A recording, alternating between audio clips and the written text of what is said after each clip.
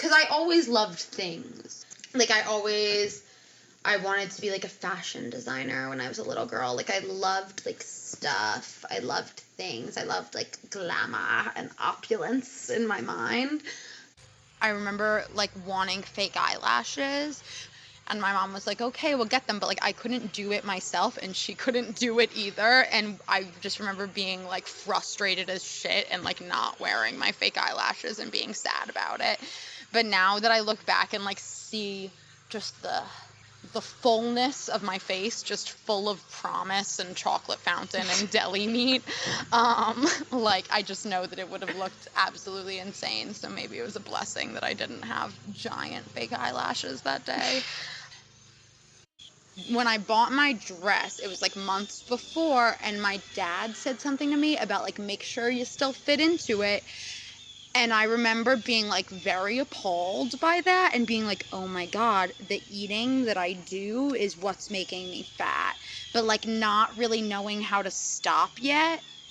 It was, like, right when I realized that, like, I didn't really like my body, but, like, before I came to the conclusion that I could, like, actually do something about it other than, like, just drink chocolate out of a cup and pray, you know, like.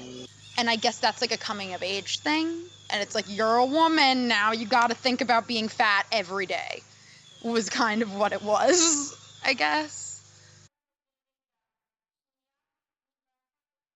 Not even the clothes, like, I was more jealous of everyone's bodies, and I just kept, like, looking at people and being like, why can't I look like that, and why do I have to be the one that stands out?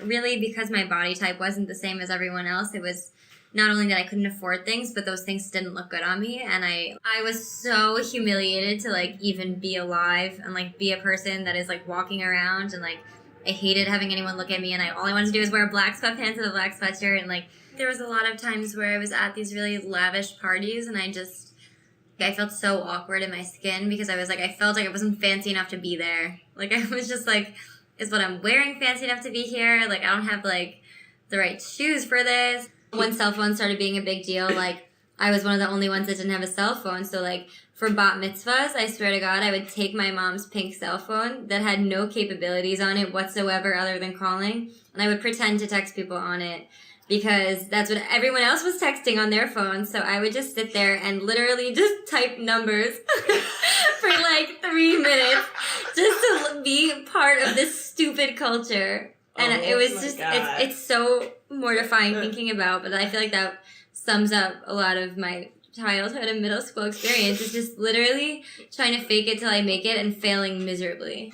And yeah, I think, like, getting ready for each party was always, like, really exciting. And I mean, usually really exciting in a kind of an optimistic time that I felt like maybe I'll get closer with someone because it's just an informal setting and maybe they'll see that I, you know, have a personality and I'm nice and whatever. And I don't think it worked out to my favor too much.